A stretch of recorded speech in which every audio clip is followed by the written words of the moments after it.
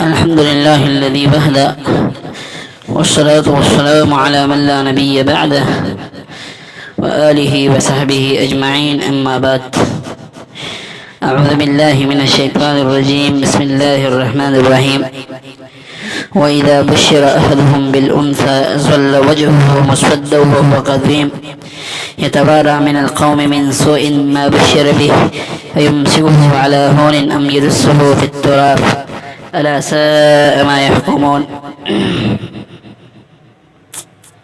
آج بہت ہی اہم اور مہم موضوع جن کا سمجھنا اور جن پر عمل کرنا بے حد ضروری ہے. وہ موضوع جس کے بیان کے لیے اس معاشرے کے اندر بہت ہی اشد ضرورت ہے وہ ہے اسلام میں خواتین کا مقام اور پردہ. برادران اسلام، کئی عرصے سے آپ لوگوں کو یہ بات سمجھ میں آئی ہوگی کہ مغرب کی طرف سے، مغربیت کی طرف سے، لاقانونیت کی طرف سے، انگریز کی طرف سے، یہود اور نصارہ کی طرف سے یہ زبان مسلسل چلتی ہوئی آ رہی ہے اور یہ پروپیگنڈا کیا جا رہا ہے کہ اسلام نے اس دنیا کے اندر عورت کو کچھ ہی نہیں دیا اور اسلام نے عورت کو اس کی بنیادی حقوق سے محروم کیا، جو کہ ایک جھوٹ پر مبنی ہے، کیونکہ ان کو اسلام کی حقیقت کے بارے میں معلوم ہی نہیں اور وہ اسلام کے اصل دشمن ہے. اور بعض سادلوح مسلمانان اور سادلوح عورتیں جو اس بات کو سمجھ کر روڑوں پر نکلتی ہے احتجاج کی شکل میں، مختلف اشکال میں، اپنے حق مانگنے کے لیے کہ اس دنیا کے اندر عورت کو آزادی، عورت آزاد ہونا چاہیے، عورت کو آزادی ملنی چاہیے، یعنی جہاں ان کی مرضی ہے وہاں پہ جائے، جہاں ان کی مرضی ہے وہ چلے پھرے، جن کے ساتھ ان کا تعلق بنانا چاہے وہ بنا سکے، جس طرح غیر مسلموں کے اندر ہے، جس طرح مغربیت کی قانون کے اندر ہے، کالا قانون کے اندر ہے.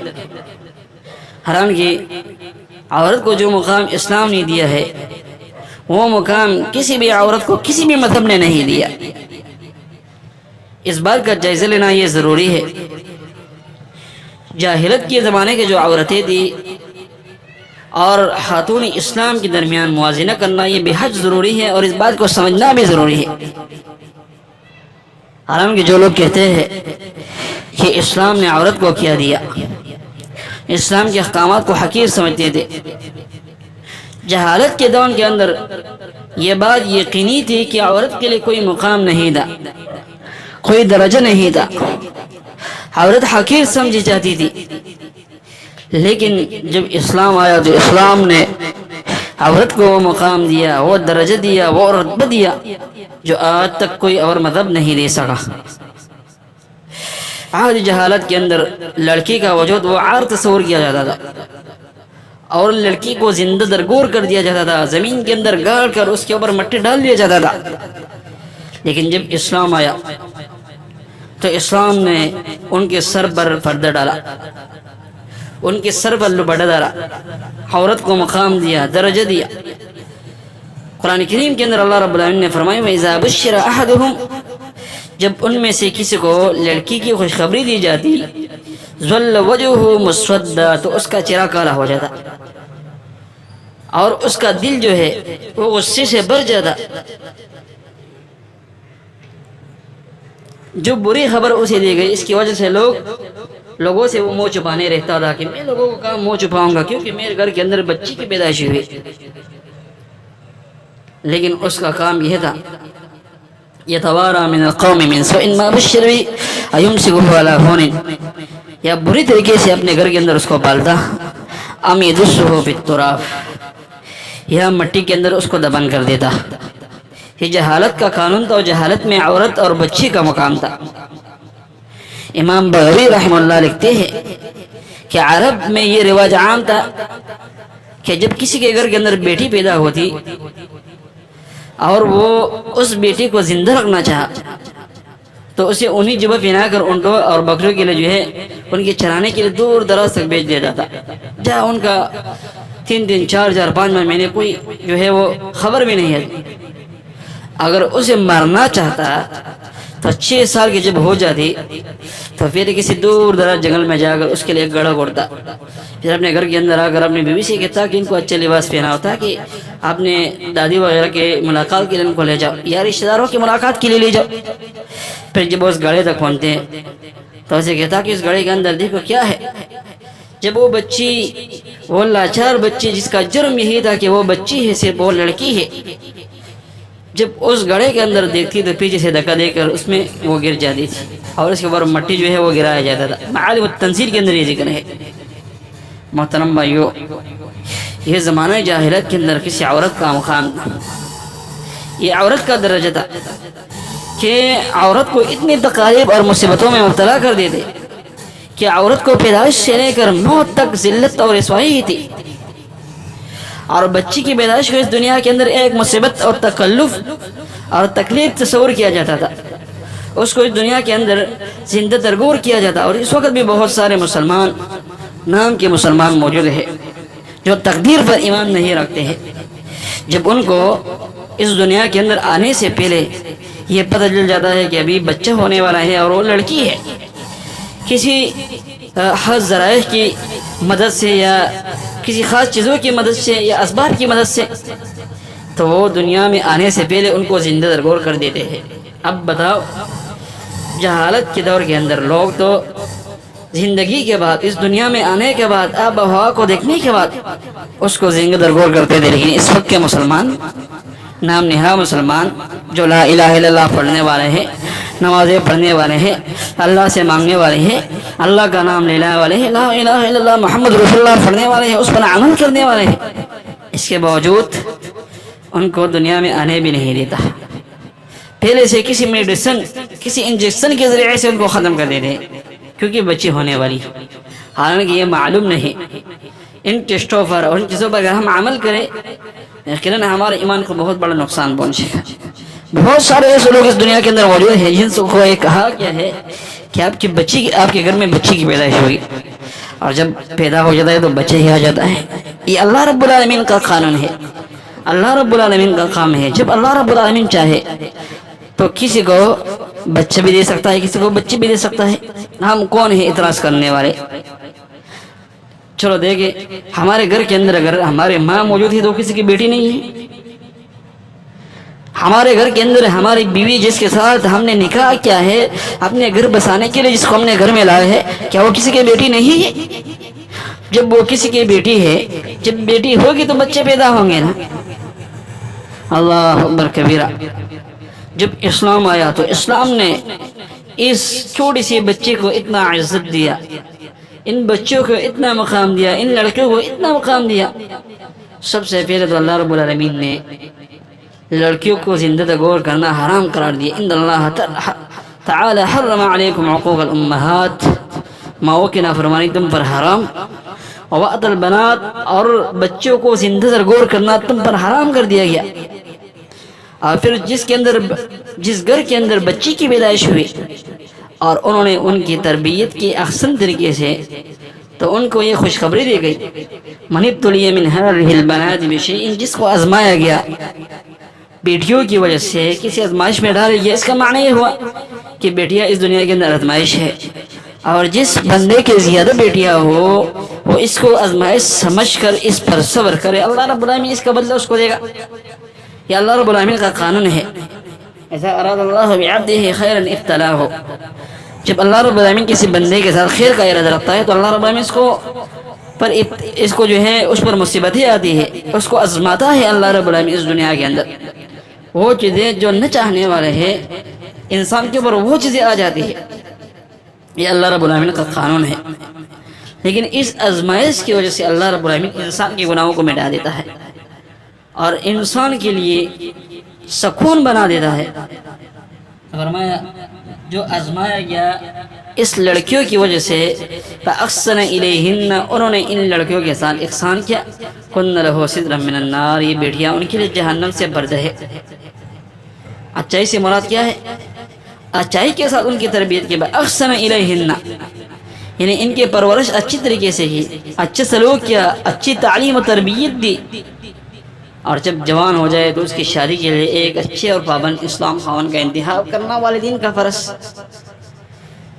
دوسری روایت کے اندر ہے من عال جاریتین حتی تبلع، جو شخص دو لڑکیوں کو پرورش کرے یہاں تک کہ وہ بالغ ہو جائے، بلوغت تک پہنچ جائے، جاء یوم القیامت، وہ قیامت کے دن آئے گا، انا وہ ہوا، میں اور وہ اس طرح، جس طرح یہ دونوں انگلیاں آپس میں ایک دوسرے کے قریب ہے۔ اور دوسری روایت کے اندر ہے من عال جاریتین دخلت انا وهو الجنة كهاتين واشار باصبعيه، جس نے دو لڑکیوں کی پرورش کی وہ جنت میں اس طرح داخل ہوگا جس طرح یہ دونوں انگلیاں ایک دوسرے کے قریب ہے، اس طرح وہ میرا قریب ہوگا۔ کتنا عظیم مقام ہے، کتنا عظیم درجہ ہے کہ جنت کے دخول میں بھی نبی کی رفاقت اللہ رب العالمین دیتا ہے۔ تو محترم بھائیو، اس دنیا کے اندر اگر عورت وہ بچی کی شکل میں ہو، بیٹی کی شکل میں، تو ان کا بھی مقام ہے۔ اگر ماں کی صورت میں ہو تو ان کے ساتھ بھی احسن سلوک کرنا ہے، اگر بیوی کی شکل میں ہو تو ان کے ساتھ بھی احسن سلوک کرنا ہے، کیونکہ نبی علیہ السلام کے بعد ایک صحابی کہنے لگے اللہ کے رسول کون ہے جن کے ساتھ میں اچھا سلوک کرو، اور کون اچھے سلوک کا مستحق ہے سب سے زیادہ؟ نبی علیہ السلام نے فرمایا آپ کی ماں۔ اس صحابی نے دوبارہ سوال کیا، اللہ کے رسول نے فرمایا آپ کی ماں۔ تیسری بار اس نے سوال کیا، جناب محمد رسول اللہ نے فرمایا آپ کی ماں۔ جب چوتھی بار اس نے سوال کیا تو آپ علیہ السلام نے فرمایا تمہارا باپ، تمہارا ماں اس لائق ہے کہ آپ ان کے ساتھ اچھے سلوک کرو۔ فلا تقل لهما اف ولا تنهرهما، ان سے اف بھی نہیں کہنا، یہ ماں ہے نا، ماں بھی ایک عورت ہے۔ اللہ اکبر کبیرہ۔ اگر عورت بیوی ہو تو اسلام نے اس کے حقوق کی بھی بات ذکر کی ہے، نکاح کے لیے ان سے اجازت طلب کرنا، اس کا حق مہر ادا کرنا، نان نفقہ دینا، اس کے ساتھ احسن طریقے سے زندگی گزارنا، اور اس طرح ان کے حقوق ادا کرنا۔ اگر ایک سے زیادہ بیویاں ہو تو ان میں عدل انصاف کرنا، یہ کیا ہے؟ یہ عورت کے حقوق نہیں ہے جو اسلام نے دی۔ اب بتاؤ مجھے کون سے دین نے، کون سے مذہب نے، کون سے نربازوں نے جو نعرے لگا دے ہیں یہ حقوق دیے ہے عورت کو؟ کوئی بھی نہیں دے سکتا۔ یہ حقوق کس نے دی؟ اسلام نے دی۔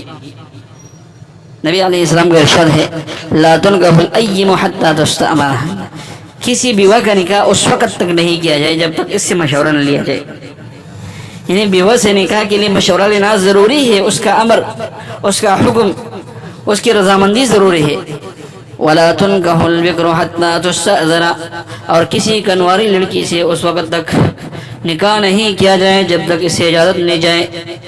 اب وہ کیسے اجازت دے گی؟ پہلی بار ان کی شادی ہے اور شرماتی بھی ہے، اجازت کیسے دے گی؟ صحابہ نے عرض کیا اللہ کے رسول کنواری لڑکی کی اجازت کیسے ہوگی؟ تو آپ علیہ السلام نے فرمایا ان کی خاموشی اس کی اجازت سمجھی جائے گی، اس کی خاموشی اس کی اجازت سمجھی جائے گی۔ اگر خاموش رہی تو یہ اس کی اجازت ہے اور اس جگہ پر راضی ہے، اگر کچھ بولنا اس نے شروع کیا اور چیخ چلائی کی انہوں نے تو یہ سمجھو کہ وہ جگہ پر راضی نہیں ہے۔ پھر فرمایا اگر عورت تمہارے گھر کے اندر بھی آ جائے، تمہارا بیوی بن جائے، تو اس کا حق یہ ہے وَآتُوا النِّسَاءَ صَدُقَاتِهِنَّ نِخْلَةً، خوشی کے ساتھ ان کو حق مہر دو۔ پھر نبی علیہ السلام نے میدان عرفات کے اندر عورتوں کے حقوق بیان کرتے ہوئے فرمایا، جو کہ صحابہ کرام کے ایک جمع عفیر موجود تھے، نبی علیہ السلام کا آخری حج بھی ہے، پہلا حج بھی ہے، فاتقوا اللہ بالنساء، اللہ رب العالمین سے ڈرو عورتوں کے بارے میں، فإنکم اخذتموہن بأمان اللہ، اللہ رب العالمین کے امان کے ساتھ تم نے انہیں اللہ کے امان کے ساتھ تم نے لیا ہے، اور واستقللتم فروجہن بکلمۃ اللہ، اللہ کے کلمہ کے ذریعے نے تم نے حلال کیا ہے، وَلَكُمْ عَلَيْهِنَّ، اور تمہارا ان پر حق یہ ہے اللہ یُطِعْنَ فُرُوشَکُمْ أَحَدًا تَکْرَہُونَہُ، کہ وہ تمہارے بستروں پر کسی ایسے شخصیت کو نہ آنے دے جنہیں تم نہ پسند کرو، اور ان کا تم پر حق ہے کہ تم انہیں معروف طریقے کے ساتھ کھانا کھلاؤ اور لباس ان کو دو، یہ ان کا حق ہے، یہ اسلام نے دیا ہے، کسی اور مذہب نے نہیں دیا۔ پھر فرمایا وعاشروہن بالمعروف، ان کے ساتھ اچھی طریقے سے جو ہے زندگی گزارو، فإن کرہتموہن، اگر ان کے اندر ایک ایسا صفت موجود ہے جو تمہیں ناپسند ہو سکتا ہے کہ اس میں اللہ نے تمہارے لیے بہت خیر رکھا ہو، پھر فرمایا خیرکم خیرکم لأہلہ، تم میں سے بہترین انسان وہ ہے جو اپنے زوجہ اپنے بیوی کے لیے بہترین ہو، اور میں تم میں سے سب سے زیادہ اپنے بیوی اپنے ازواج مطہرات کے لیے بہتر ہو۔ اللہ اکبر کبیرہ۔ پھر اسلام نے اگر 4 بیویوں کی اجازت بھی دی تو اجازت کے ساتھ یہ شرط بھی رکھا کہ عورت کا حق یہ ہے کہ ان کے ساتھ اچھے سلوک کے ساتھ ساتھ ان کے درمیان انصاف بھی ہو۔ فَإِنْ خِفْتُمْ أَلَّا تَعْدِلُوا، اگر تم ڈرتے ہو کہ تم عدل نہ کر سکو فواحدہ، تو ایک پر گزارا کرو، 2 نہیں کرو، 3 نہیں کرو، 4 نہیں۔ انصاف اور عدل کی بات ہے۔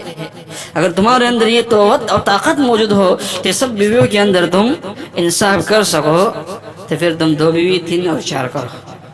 او ما ملکت ایمانکم، یا ایک بیوی پر گزارا کرو یا وہ جو تمہارے ملکیت میں ہو، لیکن انصاف عدل ضروری ہے۔ اگر عدل نہ کرو گے، من کانت لہو امراتانی، جس شخص کے 2 بیویاں ہو، فمال الی احداہما جاء یوم القیامت وشقہ مائل، تو قیامت کے دن وہ اس طرح آئے گا جب وہ دونوں بیویوں میں سے ایک کی طرف زیادہ مائل ہو اور دوسرے کو وہ چھوڑتا ہو، ان کی پرواہ نہیں کرتا ہو، اس کے جسم کا ایک حصہ ساقط ہوگا۔ محترم بھائیو، یہ مقام ہے، یہ درجہ ہے جو اسلام نے شریعت نے عورت کو ہر لحاظ میں، ہر لمحے میں اور ہر فیلڈ میں دیا ہے، جبکہ زمانے جاہلیت کے اندر عورت وراثت سے بھی محروم تھی۔ زمانے جاہلیت کے اندر لوگوں کو، مردوں کو وراثت کا حقدار سمجھتے تھے، عورتوں اور بچوں کو اس سے محروم رکھا جاتا تھا۔ قرآن کریم کی آیت اللہ رب العالمین نے نازل کی، للرجال نصیب مما ترک الوالدان والاقربون، والدین اور قریبی رشتہ داروں اور جو مال، یعنی والدین اور قریبی رشتہ داروں کے لیے جو مال چھوڑ جائیں ان میں مردوں کا حصہ ہے۔ وللنساء نصیب مما ترک الوالدان والاقربون، عورتوں کے لیے بھی ان کے والدین کے چھوڑے ہوئے مال میں حصہ ہے۔ یہ اسلام نے ان کے لیے وراثت میں حصہ مقرر کیا جو جہالت کے اندر نہیں تھا۔ اس طرح باپ کی بیوی کو اس کے موت کے بعد حلال سمجھا جاتا تھا۔ زمانے جہالت میں ایک بیٹا اپنے باپ کی وفات کے بعد اس کی بیوی سے، یعنی اپنی سوتیلی ماں سے نکاح کر لیتا تھا، اور اسلام نے عورت کو اتنا مقام دیا کہ اسلام نے اس کو حرام قرار دیا اور اسے بدکاری اور عذاب کا موجب و بدترین شوا قرار دیا۔ وَلَا تَنْكِحُوا مَا نَكَحَ آبَاؤُكُم مِّنَ النِّسَاءِ، جن کے ساتھ تمہارے ابا نے نکاح کیا ہے تمہارے سوتیلی مائیں ان سے نکاح نہ کر، الا ما قد سلف، جو پیچھے گزر گیا ہے۔ انه كان فاحشة ومقتا وساء سبيلا، یہ بہت بڑا گناہ ہے، بے حیائی کا کام ہے، بغض کا سبب ہے، بڑی بدترین راہ ہے۔ یہ اسلام میں عورت کی تکریم ہے، اس کے مقام ہے، عورت کا درجہ ہے۔ زمانے جاہلیت میں 2 بہنوں سے ایک وقت میں نکاح کرنا درست تھا، کہ اسلام آیا تو اس نے حرام قرار دیا۔ حرمت علیکم امہاتکم، یہ قرآن کریم کی آیت ہے۔ وَأَن تَجْمَعُوا بَيْنَ الْأُخْتَيْنِ، 2 بہنوں کو ایک نکاح میں، ایک بندے کے نکاح میں جمع کرنا حرام، الا ما قد سلف، جو پیچھے گزر گیا وہ ختم۔ ایسا ایام خلوص کے اندر، یعنی جب عورت پر مخصوص ایام آتے ہیں، مہینے کے اندر 6 یا 7 یا 8 دن آتے ہیں، زمانے جاہلیت میں عورت کو جو ہے وہ مخصوص ایام شروع ہوتے تھے تو اس کا شوہر اس کو بالکل الگ تلگ کر دیتا، اس کا خاوند جو ہے وہ نہ اس کے ساتھ کھانا کھاتا، نہ اپنے بستر پر اس کو آنے دیتا، جبکہ اسلام نے عورت کے ساتھ اس ناروا سلوک کو حرام قرار دیا۔ اور نبی علیہ السلام نے اپنے ازواج مطہرات کے مخصوص ایام میں ان کے ساتھ کھاتے پیتے بھی اور ان سے خدمت بھی لیتے، ان کے ساتھ آرام بھی فرماتے۔ صرف ایک چیز جو مخصوص ایام کے مقرر قرار دے گی وہ ہے بیوی صحبت کرنا، جمع کرنا، اس کو حرام قرار دیا۔ باقی تمام معاملات جائز ہے۔ یہ عورت کا مقام ہے یا نہیں ہے؟ اب بتاؤ مجھے، بھونکنے والے، کہنے والے، چیخ چلانے والے جو کہتے ہیں عورت کا مقام اسلام میں کہا ہے، تو یہ کیا ہے؟ میمونہ رضی اللہ عنہ بیان کرتی ہیں، میمونہ رضی اللہ تعالی عنہ، کہ نبی علیہ السلام کے ازواج مطہرات جب حیض کے حالات میں ہوتی تو آپ علیہ السلام تیبن سے اوپر ان سے مقاربت کرتے تھے، اور عائشہ رضی اللہ عنہ بیان کرتی ہے کہ میں حیض کے حالات میں ایک برتن سے پانی پیتی، پھر وہی بچہ ہوا پانی نبی علیہ السلام کو دے دی، تو آپ علیہ السلام برتن کی اسی جگہ پر منہ رکھ کر پانی پیتے جہاں سے میں نے پانی پیا ہوا تھا. اور میں خیز میں ہی حالات میں کھانے کے دوران اپنے دانتوں سے کسی ایک ہڈی سے کچھ گوشت وغیرہ توڑ دی, پھر وہی ہڈی آپ علیہ السلام کو پیش کر دی. آپ علیہ السلام اس جگہ پر منہ رکھ کر گوشت جو ہے وہ توڑ دے جہاں سے میں نے توڑا ہوا تھا. یہ عورت کا مقام ہے, ان کے ساتھ محبت ہے. اور انس بن مالک فرماتے ہیں, انس بن مالک رضی اللہ عنہ وہ فرماتے ہیں کہ یہودیوں میں جب کوئی عورت مخصوص ایام میں ہوتی تو اپنے گھر میں ان کے ساتھ کوئی کھاتے پیتے نہ ان سے مجامعات کرتے. صحابہ اکرام نے اس بارے میں نبی علیہ السلام سے سوال کیا.